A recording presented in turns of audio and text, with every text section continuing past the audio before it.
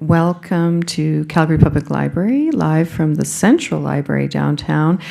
We are here to welcome caretakers of the land, celebrating Indigenous sports heroes, brought to you in partnership with the Canada Sports Hall of Fame.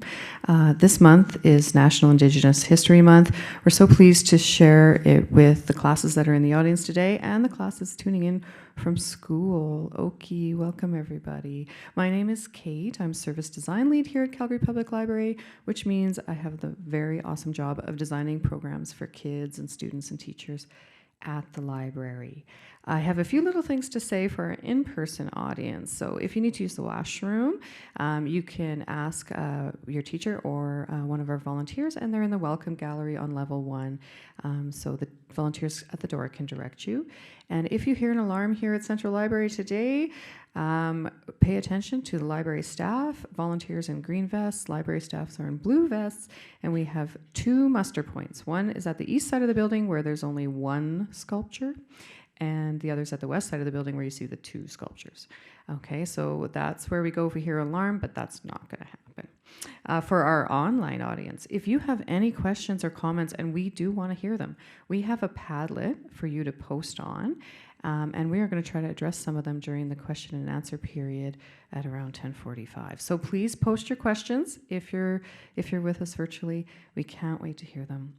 Now, it's very important that we start our session in a good and right way, so I'd like to share our Children's Land Acknowledgement with you.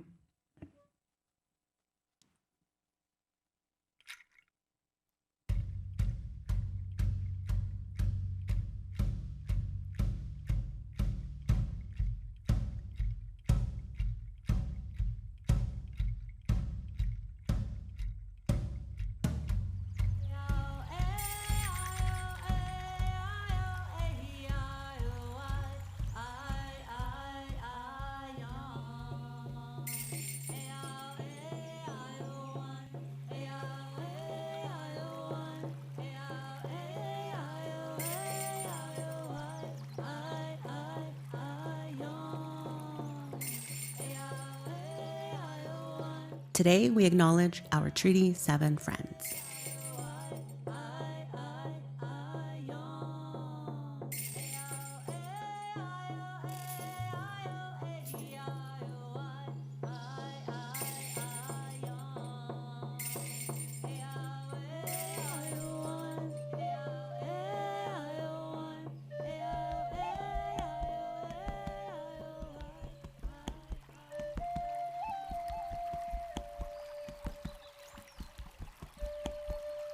The Blackfoot who meet at Elbows Bend.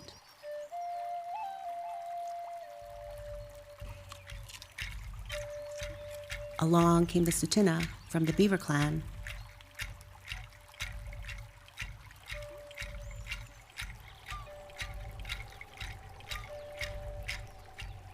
and the Ithkia Stony Nakota from the Mountain Lands.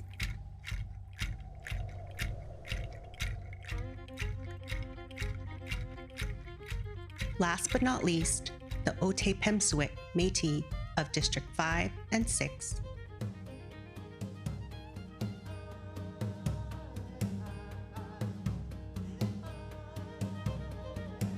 Together, we are all treaty people here in Mohkinstsis.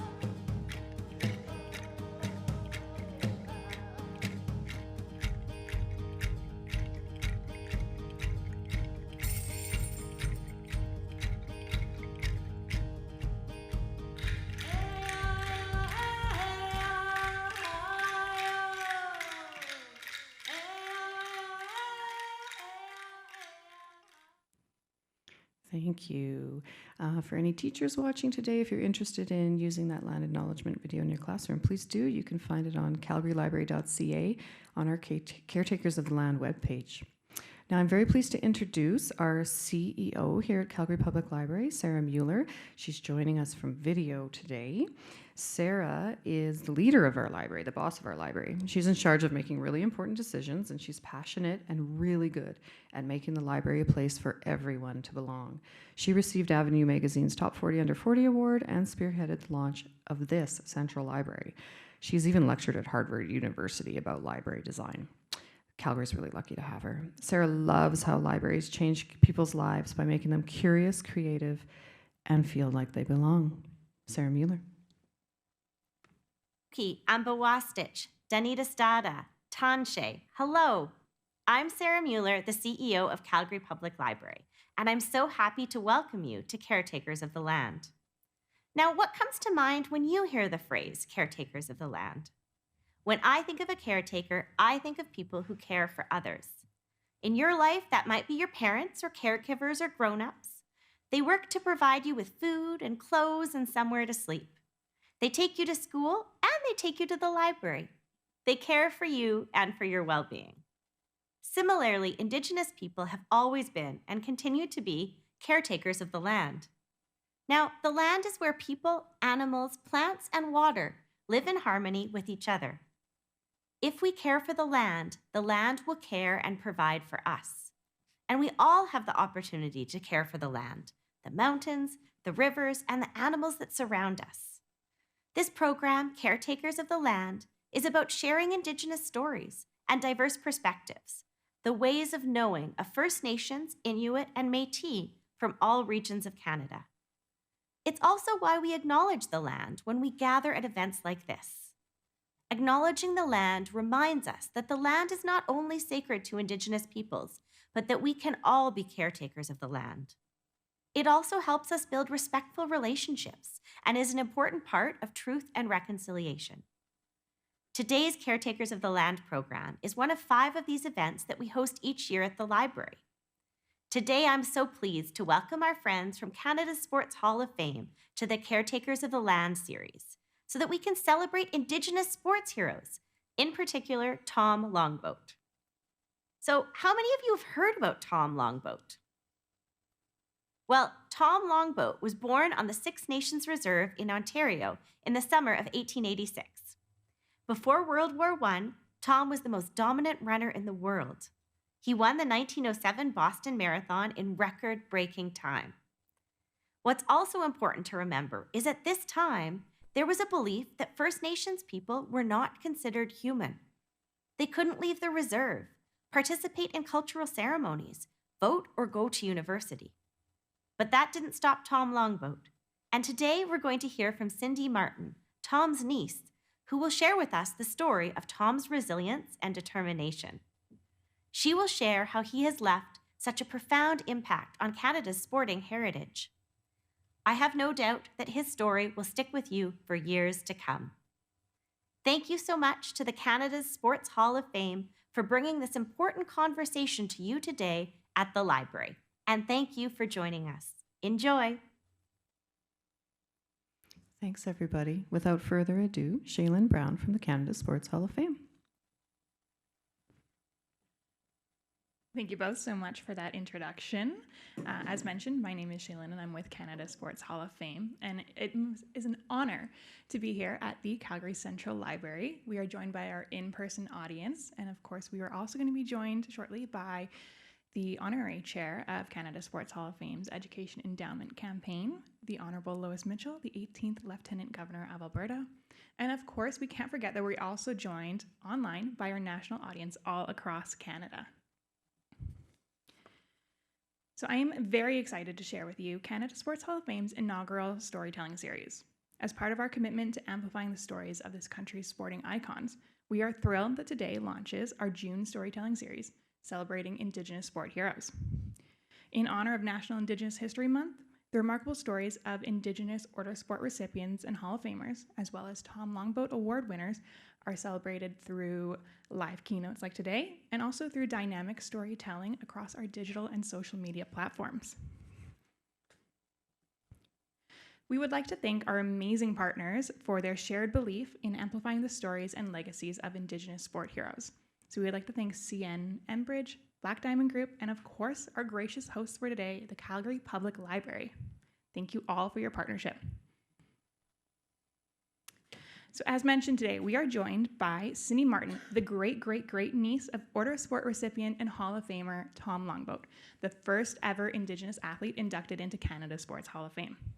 Cindy is a member of the Turtle Clan within the Cayuga Nation and is passionate about empowering Indigenous women and girls while fostering a culture of positive choices and mindful decision making for healthier and brighter futures.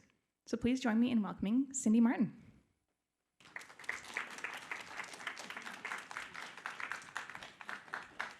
Thank you. Hello, Calgary. I want to make a special shout out to everyone at home at Six Nations of the Grand River today. I'm really honored to be here to talk to you about my great uncle Tom Longboat. First of all, I just wanted to begin by talking a little bit about myself. I'm probably one of the oldest camp counselors in Canada. I'm like 51 years old and I teach archery and paddling on the Grand River. I'm one of the co-commodores for the Galway Canoe Club, and I have been teaching archery for probably about 25 years and doing the paddling program for almost 30. I have raised my kids on the water, and I have 3 grown kids, 1 grandson. He's turning 2, and I cannot wait to introduce him to the Grand River this summer, actually when I get back home. I want to, also acknowledge that part of my role is working in my community in health promotion. I work as a traditional wellness coordinator, and so I'm promoting traditional foods, exercise, healthy lifestyles, and working in health promotion. It started out with diabetes awareness. Diabetes awareness is so important to help prevent diabetes, but also help those who are living with diabetes live a healthy lifestyle and living to cope with their stress and manage their illness on a daily basis. So when I started working in 1995, I was one of the first people to be promoting traditional health. And that looked at trying to encourage and inspire people to be responsible for their own health and well-being. And that was looking at the foods that we ate, the activities that we did, and understand that we needed the motivation to be healthy. And some of those things were looking at what our gifts are in our community. We had the river, we had pathways to run, and so, as a young person, it was growing up.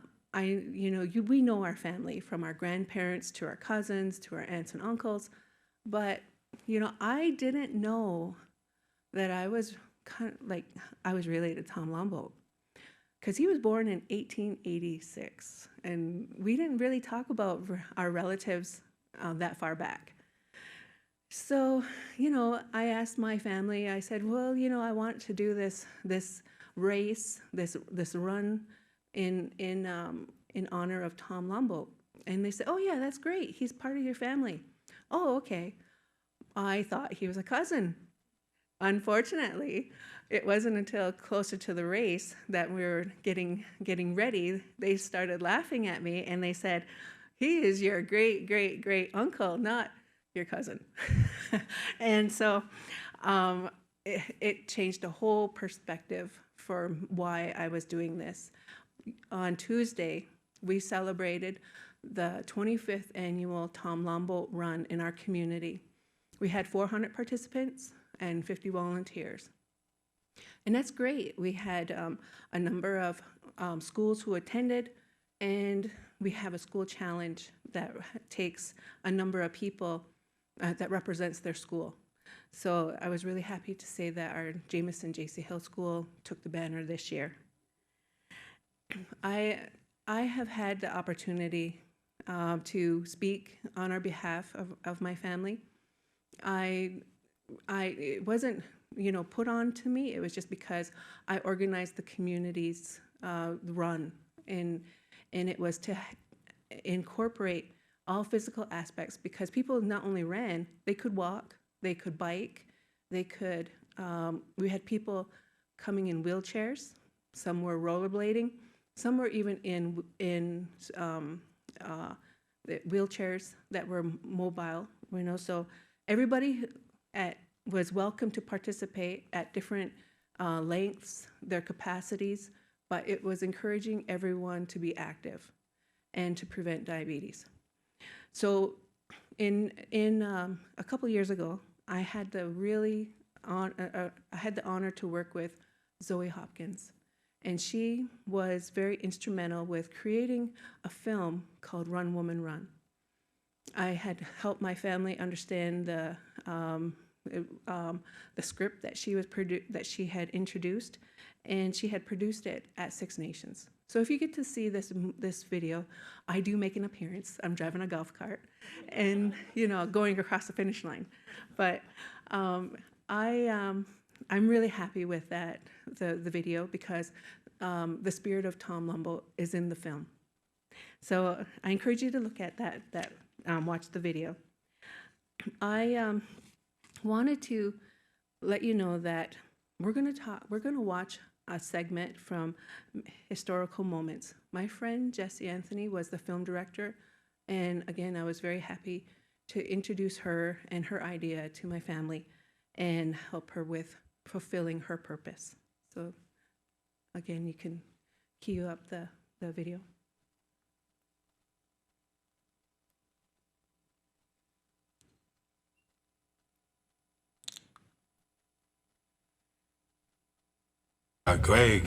My name means everything. Tom Longboat! I am Wolf Clan, Onondaga Nation. I've run many different races. I've run to survive and to be free. I've run to win for honor. His people might be lazy, but this one's damn fast. My people respected our runners, people who carried important messages from village to village. I need a guide to the next post. Dispatch carrier, sir. I can get you there. God's sakes, man! Slow down! Who do you think I am, Tom Longboat? Oh, sir. I am. Running makes me feel alive. It's everything. Tom Longboat was the first Indigenous person to win the Boston Marathon. He ran his way to international fame and became an inspiration to generations of athletes. Isn't that a great film? I like that. Jessie did a great job. So now Gagwegwi is Onondaga, Wolf Clan, and my great-grandmother, she was the clan mother for the Onondaga Wolves. And so it follows the maternal line. So my aunt is the current clan mother for Onondaga Wolves. And so one of the things that she had she helped is increase the language in our community. And I just wanted to say, sometimes you'll see his name spelled with a C, but we don't have C's in our language or in the Onondaga language. So the correct spelling is Gagwegwi. And Tom Longboat's traditional means everything. So Tom, he was born in July 4th in 1886. And so he had two other siblings. One was my great-great-grandmother, and Simon, who had passed away at a young age. One of the things that I wanted to mention was traditionally, everybody would be running because they didn't have the cars to have the transportation to go run throughout the community. So there were some people that even that could even outrun him. And one of the stories was Trump general was just a little, maybe a year older than him, but the general family had told me that there was a race that had happened when they were young boys, and they often played lacrosse. And so running on the roads was a part of their training. They would be running with their lacrosse sticks, and you still see that today. Young men running on the roads carrying their wooden lacrosse sticks in preparation of lacrosse season. So Trump was happy to tell his family that he actually beat Tom, and so that it was a ongoing competition for anybody to try and beat him. When Tom was 12 years old, he was taken into the residential school with his younger brother, and when they were forced to go it wasn't per se that they had to, they were just found. They could have been walking on the road, they could have been home alone, they may have been just by themselves. And the person, the superintendent or the truancy officer, I guess, he would take the young people and load them up and take them to the school. The Mohawk Institute is about 35 kilometers away from Six Nations Reserve. So when Tom went there, he had said, like, he was telling our different family that when he first got there, he seen a grown man hit a young boy like he would be hitting a grown man. So that violence that he saw made a very big impact on him, saying that he wouldn't be safe there. So within that 6 months after, he ran away. Now, it was his first marathon that he basically had done, was to run from the Mohawk Institute back home. And the officers, our CMP officers, were waiting for him, and they took him back to the school. The consequences for running away from the Mohawk Institute was that you were placed under the stairwell. There's no lights under the stairwell, and you were kept there for about a week with no food and very little water. You had kids that might save their food and would pass it underneath the doorway so that they would have something to eat, but it was hidden, and you would be punished if you were found giving food to the people that were held underneath the stairs. So it wasn't much longer. Tom did another escape. He ran away, but this time he ran to an uncle's house. And he stayed there from then on, because they knew that the officers were going periodically to his mother's house to see if he was there, because they had every intent to take him back. He stayed there, I believe, till he was 16, and from then he was, strong enough, old enough to start living and making a living. So one of the things that they talked about was that he'd be able to run long distances just because that was our form of transportation. We didn't have like the paved roads that we see now. It's all gravel pathways, and it was tremendously more wooded than what you'd see today. So one other thing that I wanted to mention is that traditionally runners would get up early in the morning, and they would be taking medicine to help strengthen their lungs, and then they would be able to run long distances. The traditional runners, or the messengers that would be running from community to community, they would have at least maybe anywhere between 100 to 300 kilometers to run. And with them, they would have their pouch of white corn and be able to eat that, make it with water, and that would help them sustain their hunger. Or they would be hunting or fishing along the way. So running is a part of our natural movement. One of the aspects of running is knowing that your feet just had basically moccasins on your feet. So the soles of your feet were conditioned to be able to run on pathways that might not be easy on your feet. So, looking at that time frame, we had those different aspects of what we have then to what we have today.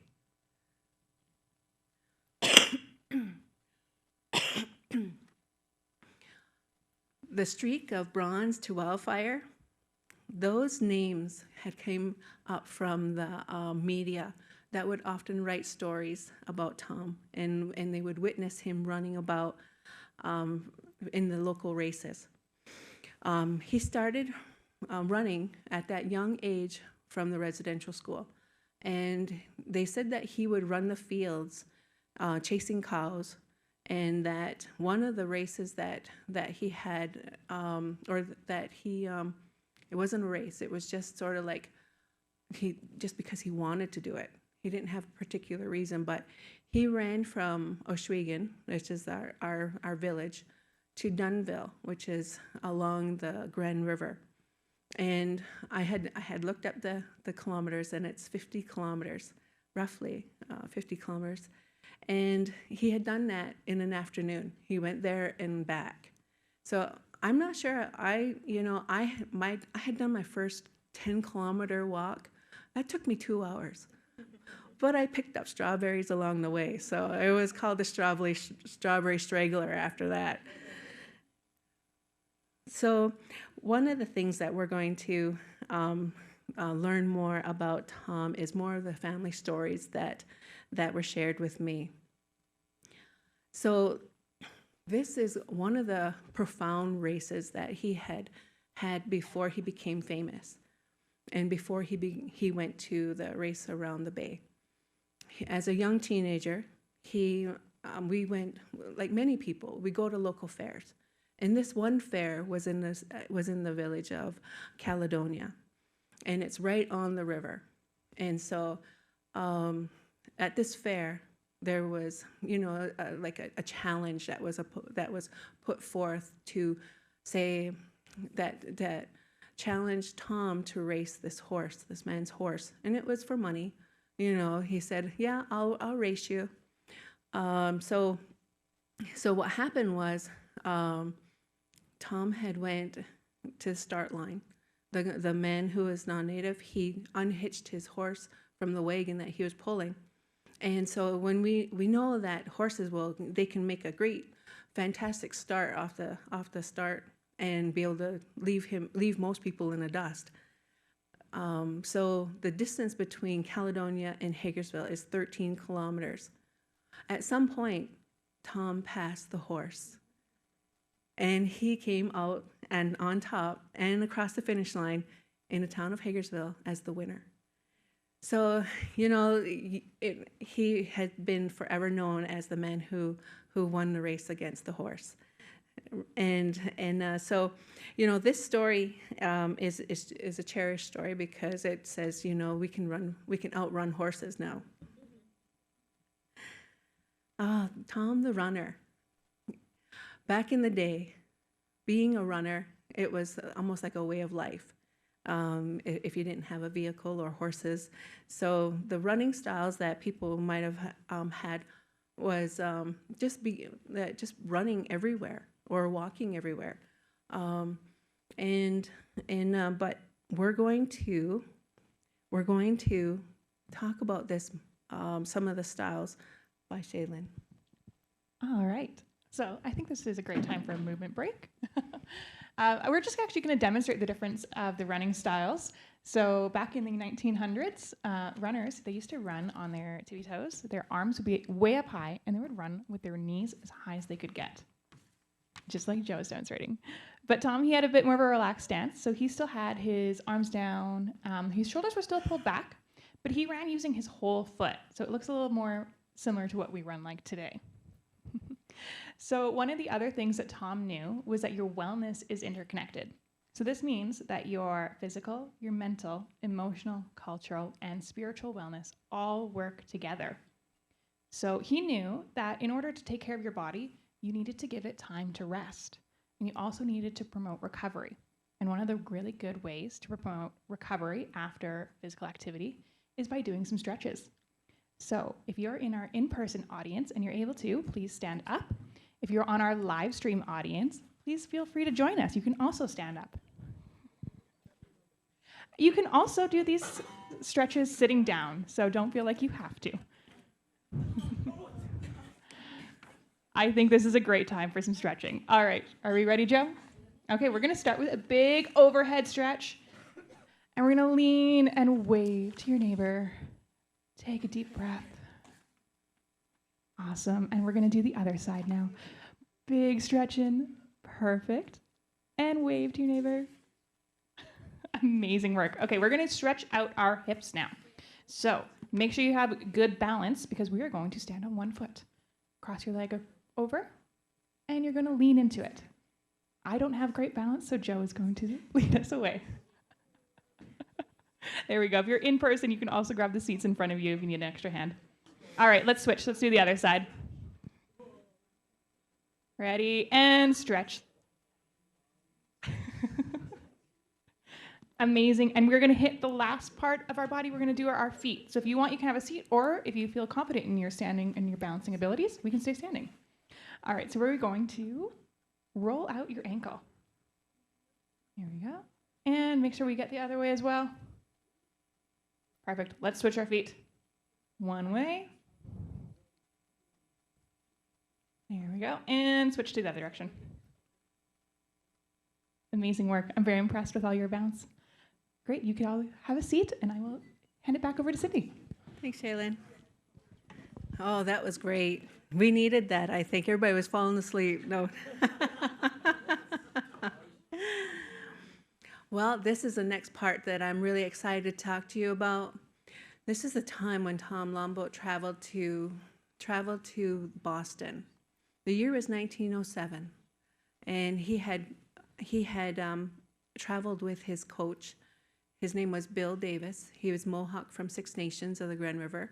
And in 1901, Bill had came second in the Boston Marathon.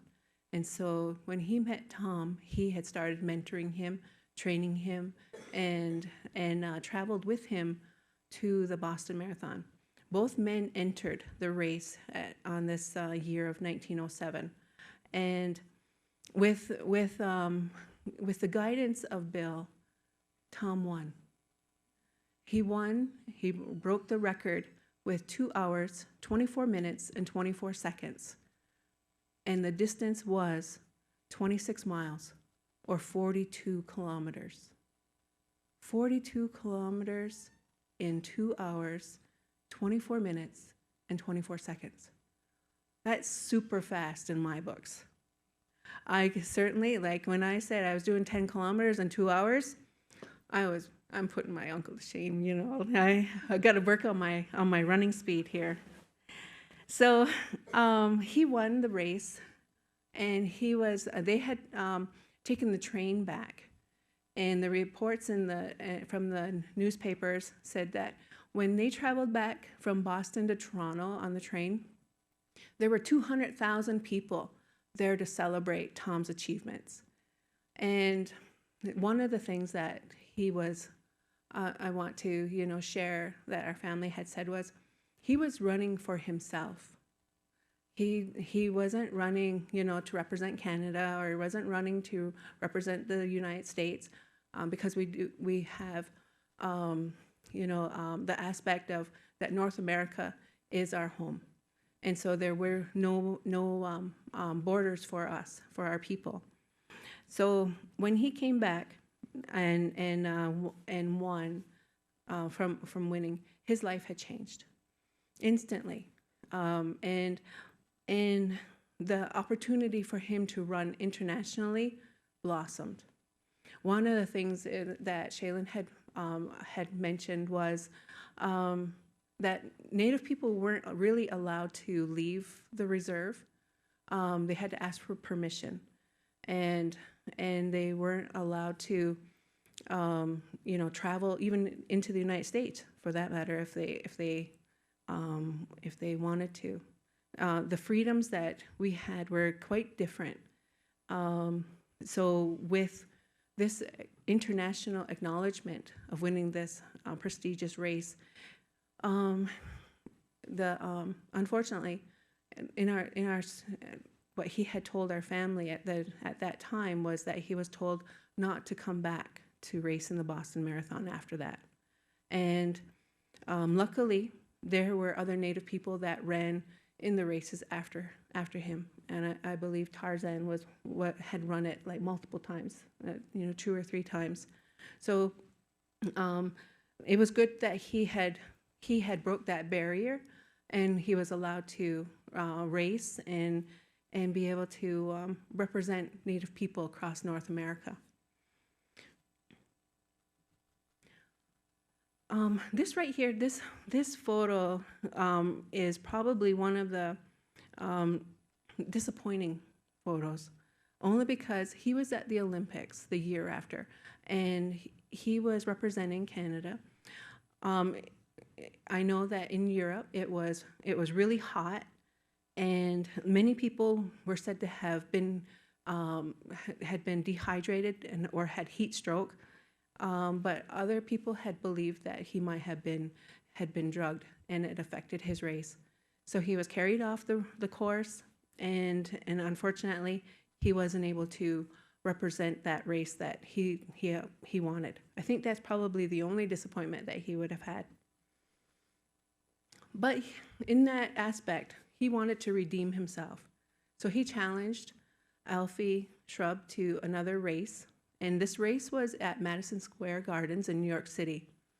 And this race was almost like just between him and Alfie, and it was really different because they had to follow 262 laps. That's 262 laps around that building. And he was competing against Alfie, who had 9 world records, 9 titles. But Tom overtook him and won the race.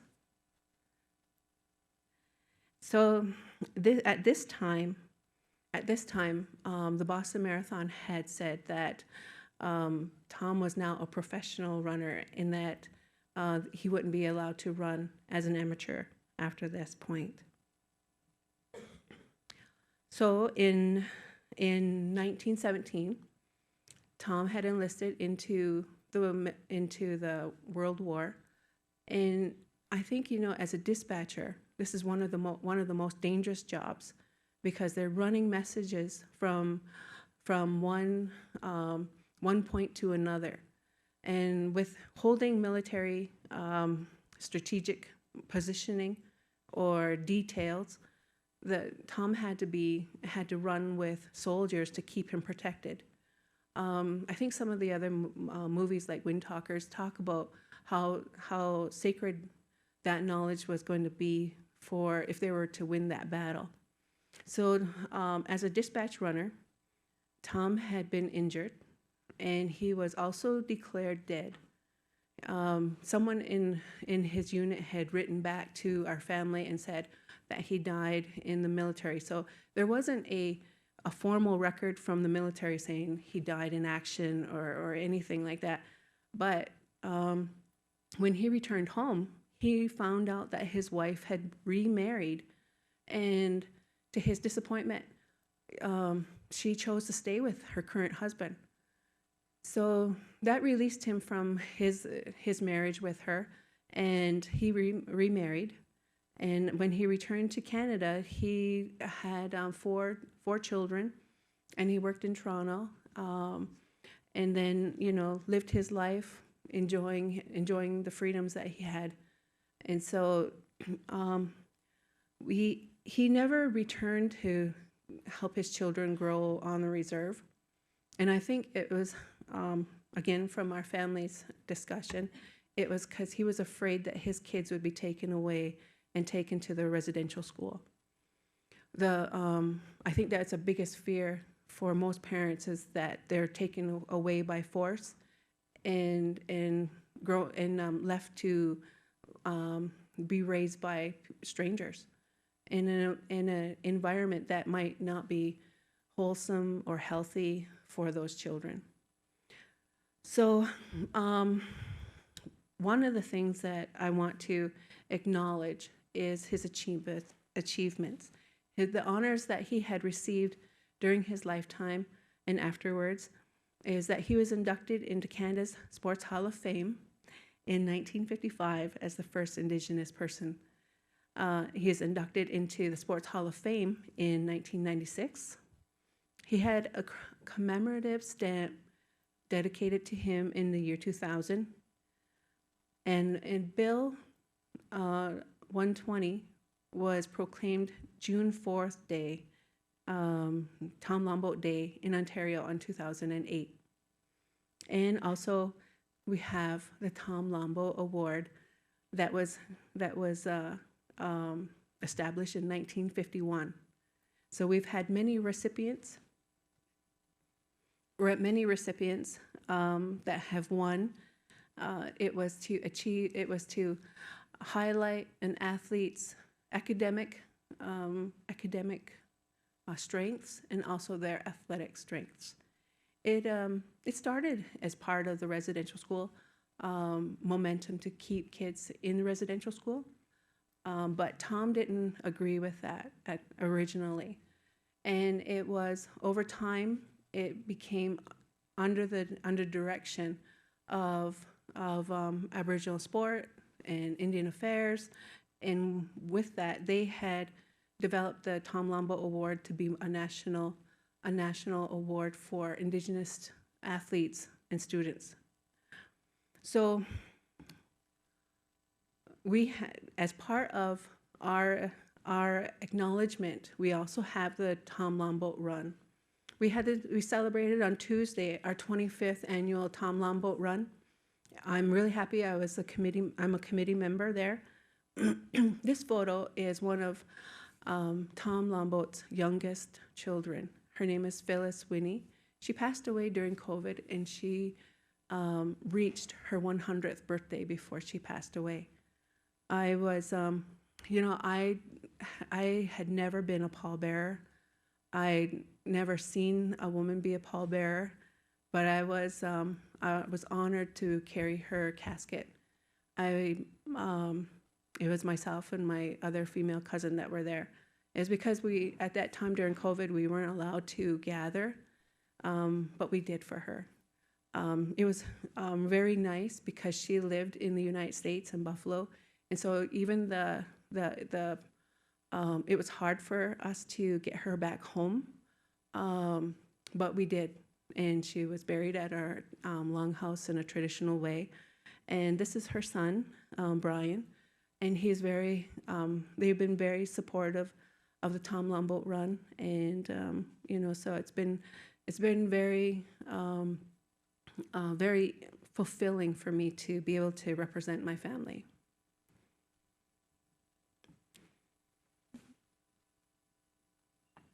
All right, I think we're going to move into the Q&A section. So Okay. we are going to take questions from our live stream audience, and then we're also going to take some from our in-person audience if they have any. So live stream audience, just a reminder that you can use the Padlet link that was emailed out to you earlier this morning. Feel free to submit your questions there, and Cindy will do her best to answer them. So maybe let's start with one of our online audiences, and we can get our in-person sorted out. All right, we have a question from Miss Weaver's class. What encouraged or first inspired Tom Longboat to run?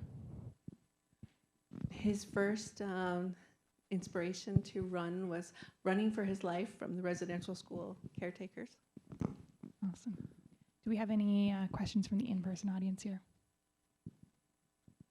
Oh, way in the back.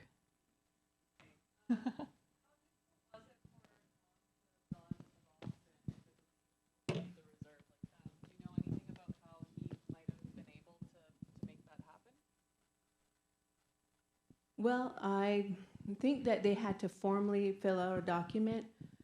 It was a little paper to say their name, the date that they were leaving, where they were going, why they were going, and then it was signed by it would have been the superintendent.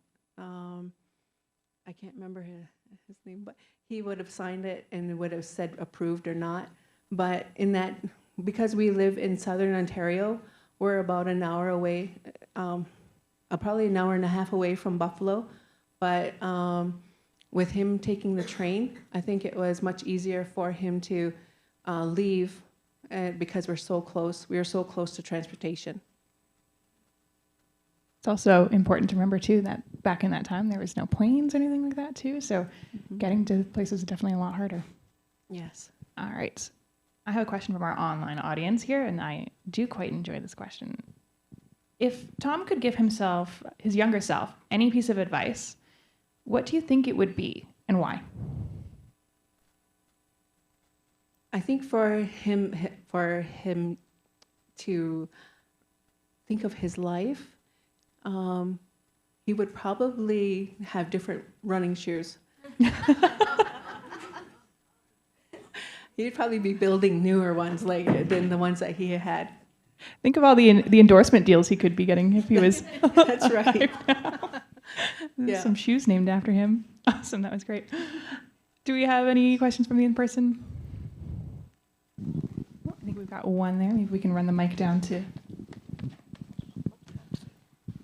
Was Tom Longboat's son or kids runners? Ooh, where's kids runners? Oh, that's a good question. Unfortunately, no, none of his children were runners, but his grandchildren are runners. I could imagine that it would be quite a bit of pressure to be a good runner if you were Tom Longboat's child. That's right. So I feel like I would choose a different sport too. All right. Let's see here. Okay. Oh, this is a good question for you. How has Tom Longboat's legacy affected your family, and what does his story mean to you? Our family has sort of kept quiet for the longest time. It's only been in the last 25 years that we have supported all the development that you have seen today, such as the commercial, like the historic moment, or the film. But it's been very helpful to work with Canada Sports Hall of Fame to help us recognize the achievements of Indigenous heroes, and not only recognize them, but celebrate them as a whole within Canada. That it's just not our people as Indigenous peoples to celebrate, it's all of Canada to celebrate. I think I can speak on behalf of everybody at Canada Sports Hall of Fame and say that it's definitely an honor to be able to share his story as well. And your contributions to our programs have made his story so much more remarkable and engaging for kids too. So thank you for that. Yes, thank you. All right, do we have any in person? I see one more. Go ahead. What was his life as a dispatcher? As a dispatcher, he was in the military, on the front lines in France, and he would be expected to carry messages. It wasn't so much paper; it was be in his mind in case he was captured. As far as I know, he would have been invaluable for making sure that he fulfilled his task, his mission.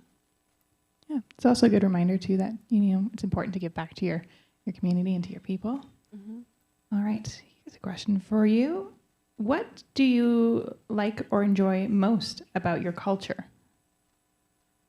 I love that as Haudenosaunee people, we are very much a unit together as 6 nations, 6 separate nations. We have kept our sovereignty, and that we continue to promote peace, strength, and a good mind for all people.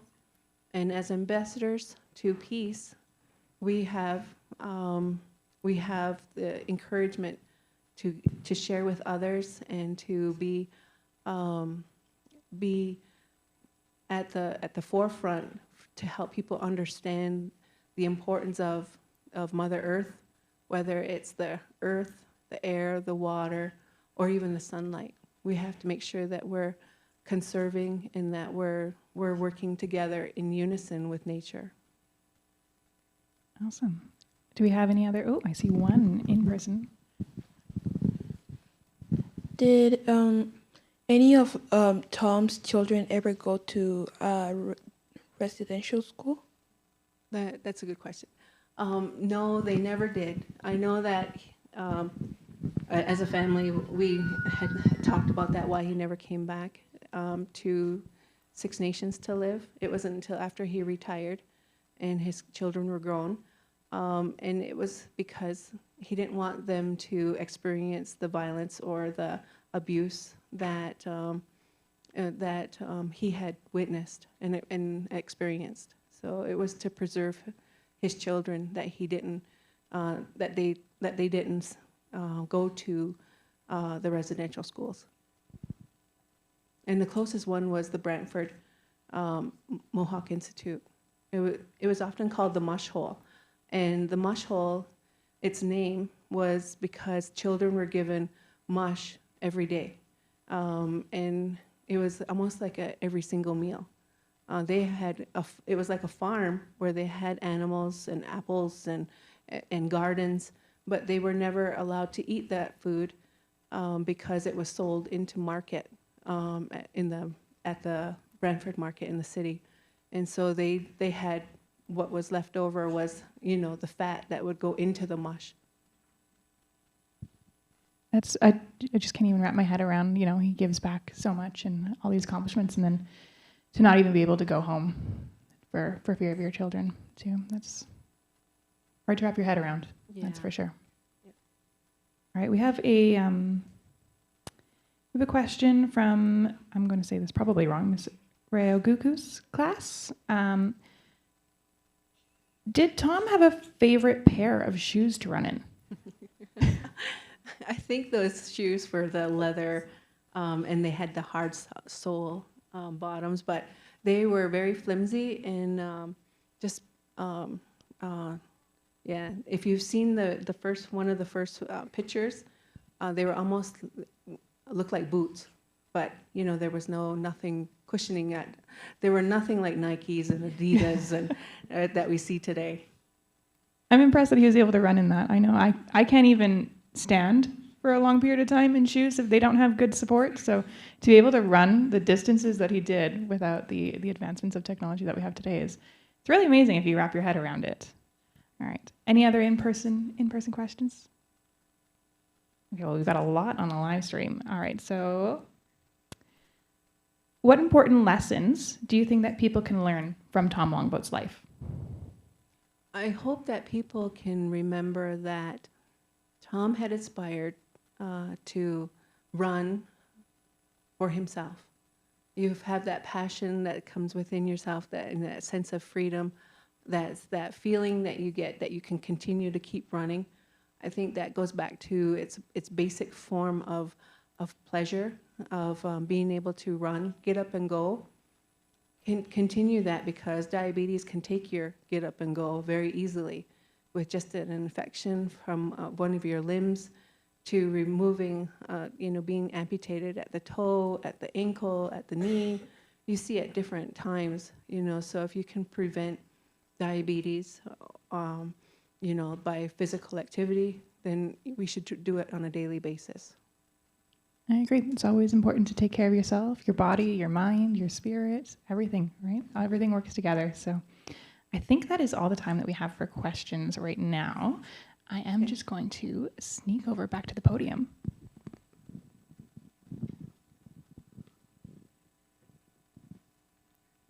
All right. So thank you so much, Cindy, for your time and your presentation. It's such an honor to hear from a family representative, and I think the stories just resonate a bit more when you can hear them firsthand.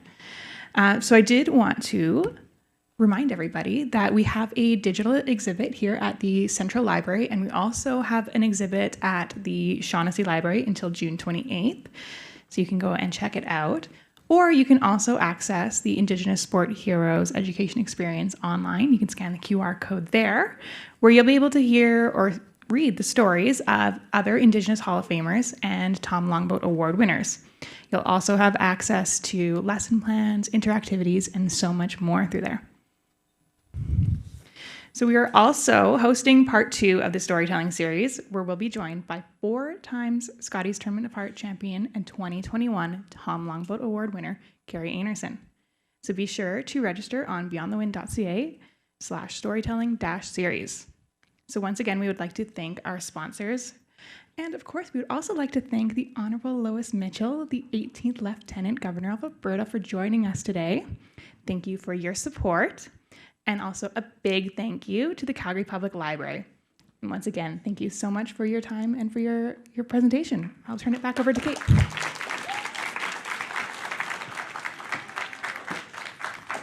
Thank you so much, Shaylin and Cindy, for sharing the story of your family, legacy of Tom Longboat for our country and for your nation. Thank you so much.